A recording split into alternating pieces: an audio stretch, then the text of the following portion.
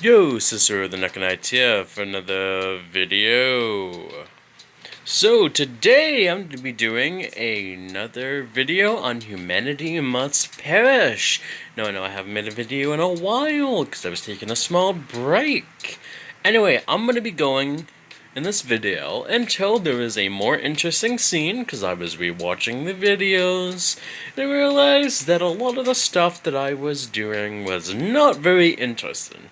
Like, personally, it was something that I wouldn't watch because it wasn't very interesting. Also, I may have to leave early, depends on if I have to do something.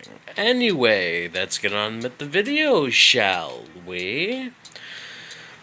Yeah, and it's been a while. Hold on. Oh, I gotta laugh.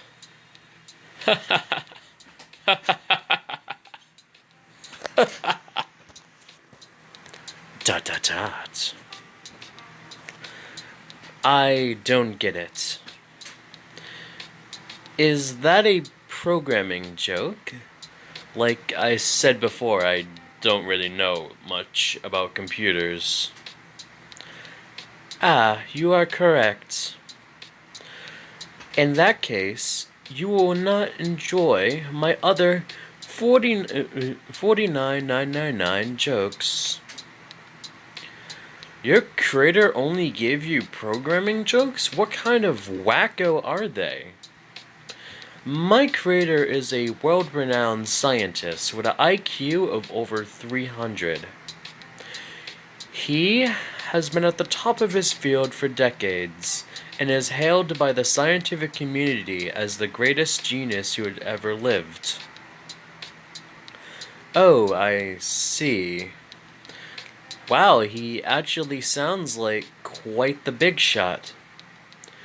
I was joking. My creator is a perverted old geezer who thought it'd be a good idea to put a supercomputer into the body of a high school girl, then load said body with deadly weapons.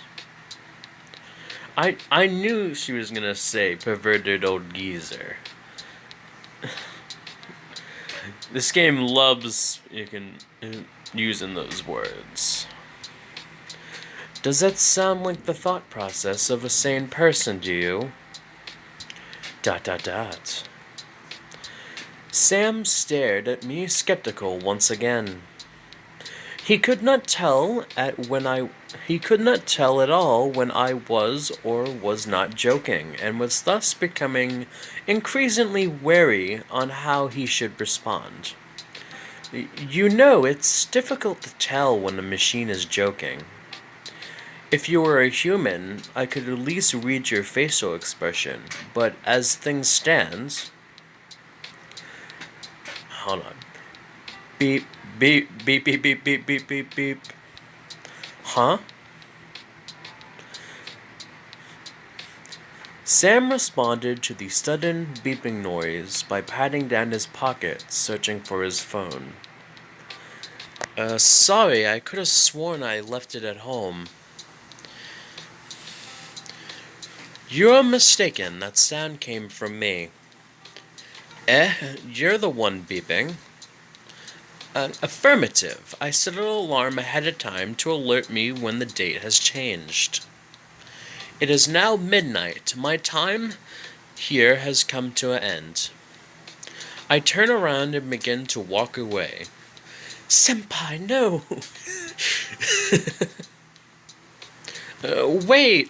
Wait, hold on. Where are you going? I am returning to the laboratory of my creator. Right now, in the middle of the night. That is precisely why I am returning. My instruction was to spend one day in human society. Now that date has changed. The day has come to an end. Oh, that's kind of disappointing. Unable to comprehend Sam's sentiment, I turn to face him. Why? Why is it disappointing that I am returning to the laboratory? Because he doesn't want Senpai to go. Even humans, even human beings return home at the end of the day. Why do you find it odd that I would do the same? Well, when you put it like that, Sam rubbed the back of his head and put on a troubled expression. It's just, I was thinking that it's a shame that you have to leave so soon. You're a weird robot, but you're pretty interesting. I wanted to keep talking to you for a while. I see. I nodded in understanding. So you're too in the pursuit of knowledge. I wouldn't put it quite so formally. I was just having fun, that's all. You were having fun talking to me. Well, yeah, isn't it obvious? It is not obvious. Moments ago, I was threatening to incinerate you. You were terrified, and you made it clear that our beliefs do not align. Is that what you consider fun? I could have done without that part about incinerating me. But otherwise, yeah, the rest was plenty of fun. The fact that we were differently, the fact that we think differently isn't a reason for us to not get along. In fact, that's the more reason for us to talk. The world would be pretty boring if everyone thought in the exact same way, right? It was interesting to hear the perspectives of other people and to debate ideas with them. A man after my own heart. I agree that amazing different perspectives is imperative for a diverse set of data to be created. However, those different perspectives are also the root of humanity's many problems. If everyone thought the same, the world would be much more efficient. Efficiency isn't everything, you know. Even you understand that.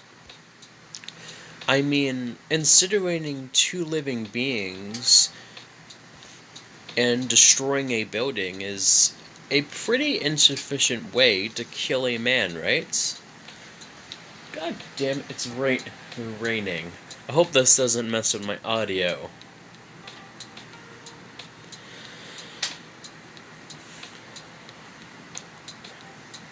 Right? Dot dot dot.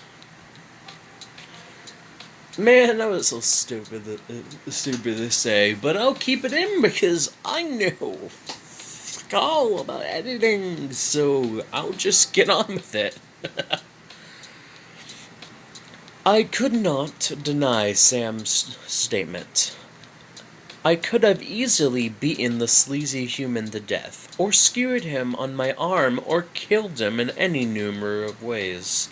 Man, I wish I gave the scale a yandere voice. That would have been much more fun to do. But, you know, I got to do this monotone voice because I'm committed to it. Committed. Yet I chose an intense and needless, conspicuous method of execution. Thinking back, the teenage girl I met earlier had taught me a similar lesson. Oh, the otaku girl, if I remember correctly. She purposely chose a method of reduced efficiency in order to increase her gains in another way. In another area, not way. Voice box doesn't seem to work a lot of the time. Further back still, the professor himself spent decades trying to solve a problem of humanity's own creation, in the least destructive manner possible. He ignored the simplest, most efficient solution and the same of self-preservation. Against the evidence, I was forced to conclude, goddamn pop-ups. I was forced to conclude that efficiency was not always the most important factor in reaching a solution.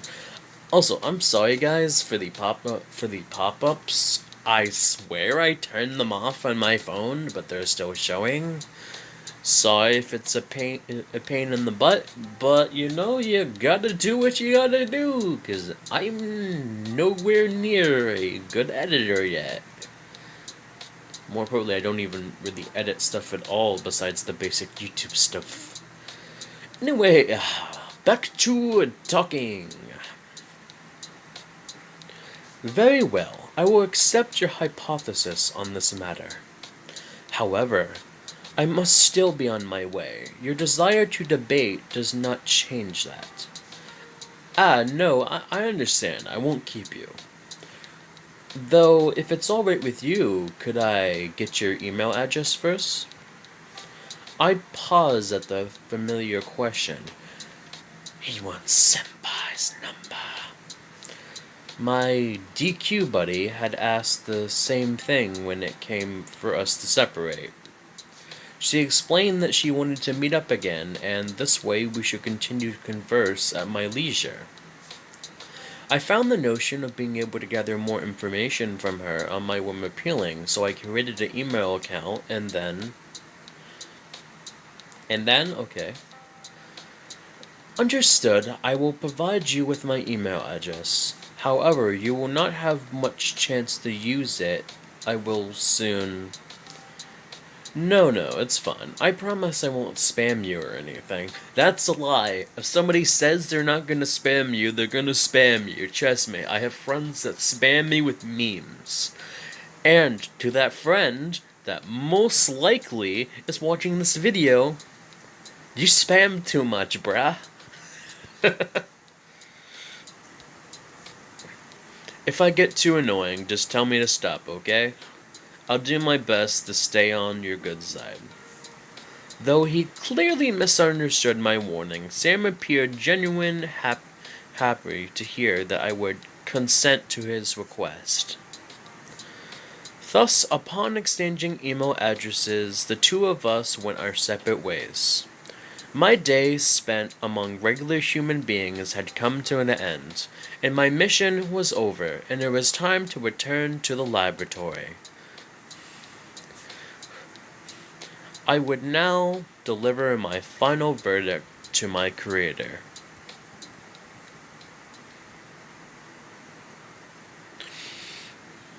No, I'll continue. This will be an extra long episode. Hold on. How did I do this? Q, honey, welcome back. Did you have fun? Was it scary out there in the real world? Papa was so worried about you. I kept telling myself that you would only be gone for a single day. But the loneliness was more than I could bear. The moment I returned to the laboratory, the professor ran over to my side and hugged me tightly. Hold on, real talk. I really hope that this doesn't end, because I'm actually having I'm having a lot of fun making this, Anyway, let's continue. Surprisingly, his emotional outburst was not entirely fabricated. A quick scan of his vital signs indicated great levels of stress and anxiety. 1 second, guys. Should have had my water near me. But talking like this is a hassle sometimes on your voice.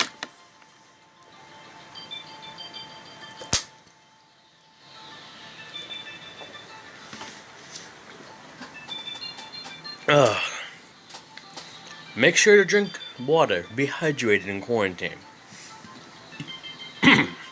Okay. Be that as it may, I was not about to reward his baseless worrying. How troublesome you appear to be, even more senile than when I left. Return to your senses, old man. I departed because you instructed me to do so. Do you not wish to hear my conclusion? I do. The professor immediately released his hold on me and straightened his back. His expression became serious in an instant, and the emotional distress that he felt vanished. All that remained was his curiosity and anxiety that he anticipated my judgment. Very well. After the designated period of human contact and information gathering, my conclusion is that. Hold on a minute, Q. Please hold off on that for just a moment.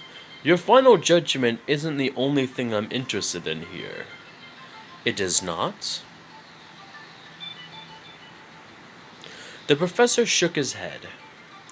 I sent you out there into the world for you to interact with everyday human beings and gain information firsthand. Before hearing your final judgment, please tell me about your experience. No, might as well just make this the screenshot. ...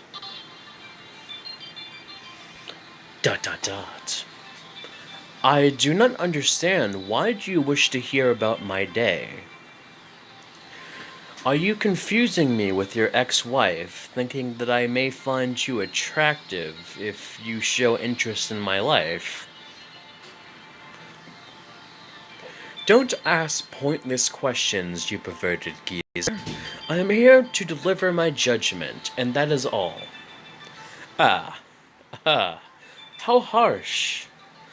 I see that being among regular humans hasn't improved your cold personality at all. Even so, I must insist that you share me with the information that you have gathered. I cannot accept your judgment if I do not know how you reached that conclusion, after all. While I believe that my judgment was the only important piece of information I could offer the professor, I did see his point. A conclusion without any reasoning would be worthless.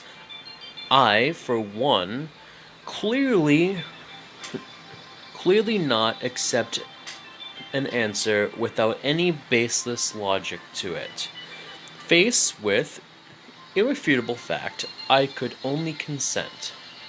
Very well, I will tell you what you wish to know. Excellent. Now tell me about the people you met, and everything you did today.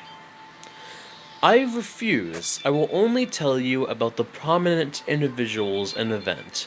Anything more would be a waste of time. Still smiling, the professor nodded in acceptance of my rebuke. Thus I began to explain.